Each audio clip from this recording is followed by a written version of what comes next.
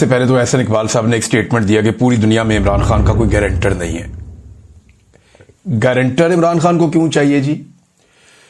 Guarantor तो चाहिए होता है उन लोगों को जो लोग कमजोर हो या जिनका किरदार कमजोर हो। यानी वो तो गारंटर तो पालतू लोगों का होता है कि जनाब ये हमारा आदमी है, बेफिक्र हो जाए, कुछ नहीं कहना तानू, या इसकी हम गारंटी दे देते हैं, आपको कोई प्रॉब्लम नहीं होगा, हम बता देते हैं। आजाद लोगों की तो कोई गारंटी नहीं होती। वो तो वही करते हैं जो उनका दिल करता है, या वो वही करते हैं जो उनके उसूल कहते हैं। आजाद लोगों की गारंटी तो नहीं दी जा सकती। अब ये नहीं जिस तरह मियां नवाज शरीफ की गारंटी आ जाती है बाहर से, क्योंकि सारे जानते हैं कि फंसा हुआ आदमी है, कारोबारी आदमी है, कभी भी अपना माली नुकसान नहीं करेगा, इसको हम साथ ले जाते हैं। उन्हें कहते हैं ठीक है जी मेरी गारंटी दे दे, ठीक है जी। वो अपनी चीजें गिरवी भी रख लेते हैं, बाहर दुनिया के अंदर उनकी जायदादें भी हैं, तो उनकी गारंटी दी जा सकती है। एक ऐसा आदमी जिसका उन्हें पता है इसका करैक्टर कोई नहीं है, जब मर्जी इसको दबाया जा सकता है, इसका बाजू मरोड़ा जा सकता है, इसकी कमजोरियां हमारे पास हैं, तो इसकी हम गारंटी दे सकते हैं। इमरान खान की गारंटी कौन दे सकता है? किसी की क्या जरूरत है कि गारंटी देगा? उसकी कमजोरी किसी के पास नहीं है तो गारंटी कौन देगा? और क्या आप ये कह सकते हैं कि इमरान खान को हम टेम करके आपको दे देंगे? आजाद आदमी की कोई गारंटी नहीं होती। गारंटी होती है पालतू लोगों की, और गारंटी होती है कमजोर लोगों की। किरदार वाले आदमी की गारंटी नहीं होती। एहसन इकबाल साहब को इतनी सी बात समझ आ जाती ना, तो आज वो नवाज शरीफ के साथ नहीं होते। चले इस बात को यहां पे रोक लेते हैं। इमरान खान की कौन गारंटी देगा? यानी गारंटी तो ये अजीब सी बात ही की है कि पूरी दुनिया में कोई गारंटी नहीं दे रहा। भाई इमरान खान को एस्टेब्लिशमेंट ने गारंटी देनी है कि अब हम वो नहीं करेंगे जो हमने पहले किया था। एस्टेब्लिशमेंट ने गारंटी देनी है कि अवाम के मैंडेट का एहतराम होगा, पाकिस्तान में रूल ऑफ लॉ होगा, पाकिस्तान में आजादी इज़हार राय होगी, पाकिस्तान में इंसानों को नहीं कुचला जाएगा, पाकिस्तान के अंदर जुल्म जबर और फस्ताहियत खत्म की जाएगी। ये गारंटी पाकिस्तान की एस्टेब्लिशमेंट ने देनी है। पाकिस्तान की आईन ने यह गारंटी दी हुई है, लेकिन आजकल इस गारंटी के ऊपर अमल दरामद नहीं हो रहा। तो ये बहुत अजीब बात की उन्होंने। बहरहाल चले आगे बढ़ते हैं। इमरान खान साहब का एक स्टेटमेंट आया और एक field marshal general Asim Munir का एक स्टेटमेंट आया। पहले इमरान खान का स्टेटमेंट, उसी ऑर्डर से चलना चाहिए, वो लीडर है, उनका स्टेटमेंट पहले आपको सुना देते हैं। तो इमरान खान साहब का जो स्टेटमेंट है वो स्टेटमेंट बताऊंगा और फिर कुछ चीजें आपको उसके साथ मैं रिलेट करूंगा। फिर आसिम मुनीर साहब का जो टीचर्स के साथ उन्होंने बातचीत की वो स्टेटमेंट आपको बताऊंगा, फिर उससे मुताल्लिका चीजें आपके सामने रखूंगा। ये दोनों बयान जो है ना वो साथ रख के देखना बड़ा जरूरी है। इससे आपको मौजूदा हालात का पूरा अंदाजा हो जाएगा कौन किधर खड़ा है। इमरान खान कहते हैं मुझे 2 साल पहले कहा गया कि 3 साल के लिए पीछे हट जाऊं और मौजूदा निजाम को चलने दूं, लेकिन मैं किसी यजीद के कहने पर 3 साल तो क्या 3 मिनट भी खामोश नहीं रहूंगा। मुझ पर 26वीं तरमीम को कबूल करने का भी जोर डाला जा रहा है, लेकिन मेरी जद्दोजहद ही कानून की हुक्मरानी की है और 26वीं आईनी तरमीम ऐन उसके खिलाफ है। मुझसे 9 मई की माफी मांगने का मुतालबा किया जाता है, मगर माफी वो लोग मांगे जिन्होंने सीसीटीवी फुटेज चुराई है, जिन्होंने औरतों की इज्जतें पामाल की, लोगों के घरों का तकद्दुस बर्बाद किया, हजारों सियासी वर्करों को जेलों और हुकूमत खानों में डाला और बेगुनाह लोगों को शहीद किया। 9 मई के केसेस की 1 घंटा भी मेरिट पर समात हो तो ये बेबुनियाद मुकदमात फौरी तौर पर खत्म हो जाएंगे। लेकिन अलमिया यह है कि यहां इंसाफ होना तो दूर की बात है, इंसाफ होता नजर भी नहीं आ रहा। जुल्म से कौमें कभी खत्म नहीं होती, बल्कि नए सिरे से बनती हैं। नबी अकरम सल्लल्लाहु अलैहि वसल्लम ने 13 साल मुश्किल तरीन वक्त काटा, लेकिन आप सल्लल्लाहु अलैहि वसल्लम डटे रहे और बिलाखिर सुरखरू हुए। लिहाजा हम सबको आप सल्लल्लाहु अलैहि वसल्लम के नक्शे कदम पर चलते हुए बहैसियत कौम डट कर आखिरी दम तक मुकाबला करना होगा। जब इंसाफ का हर दरवाजा बंद कर दिया जाए, फिर पुरअमन एहतजाज के सिवा कोई रास्ता नहीं बचता।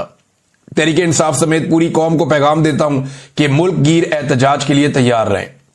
पाकिस्तान में कानून मुकम्मल तौर पर मुअत्तल है, यहां औरतों की भी इज्जत महफूज नहीं है। मेरी अहलिया बुशरा बेगम सिर्फ सहूलतकारी के इल्जाम में 14 माह से कैद तन्हाई में है, हालांकि उन पर जुर्म साबित भी नहीं हुआ।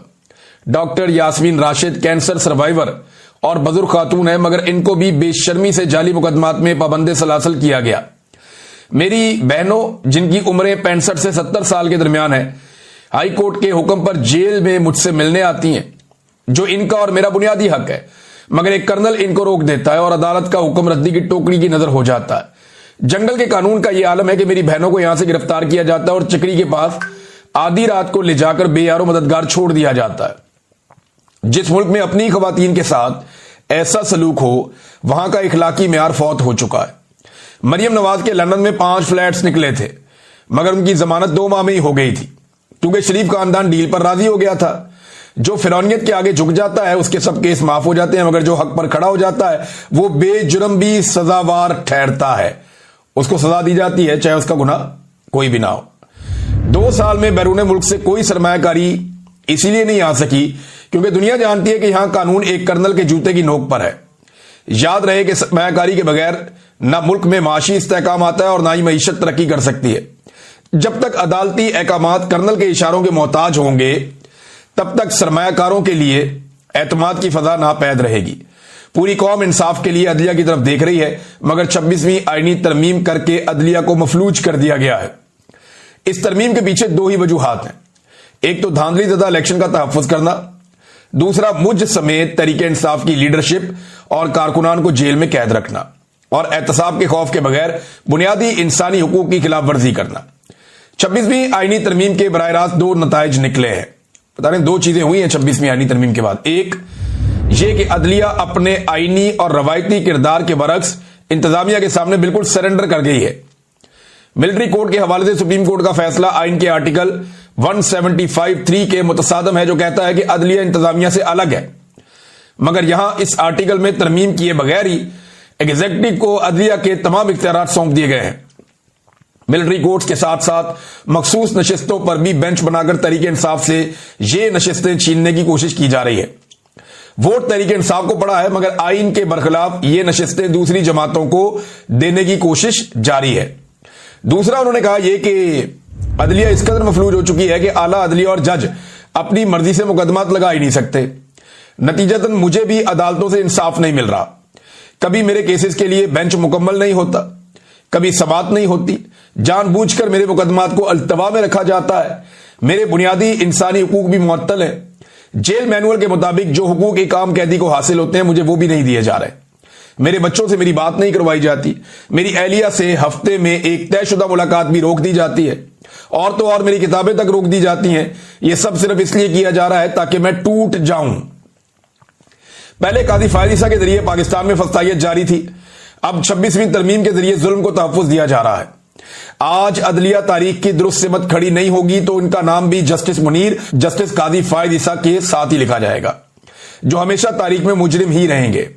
मेरी तरफ से सलमान अकरम राजा बुनियादी इंसानी हुकूक की खिलाफ वर्जियों, औरतों से बदसलूकी, 26वीं तरमीम और कर्नल सतह के लोगों की जानिब से मुसलसल तौहीन अदालत जैसी कानून की पामाली पर सुप्रीम कोर्ट के दोनों सरबराहान और हाई कोर्ट के जजेस को खत तहरीर करें।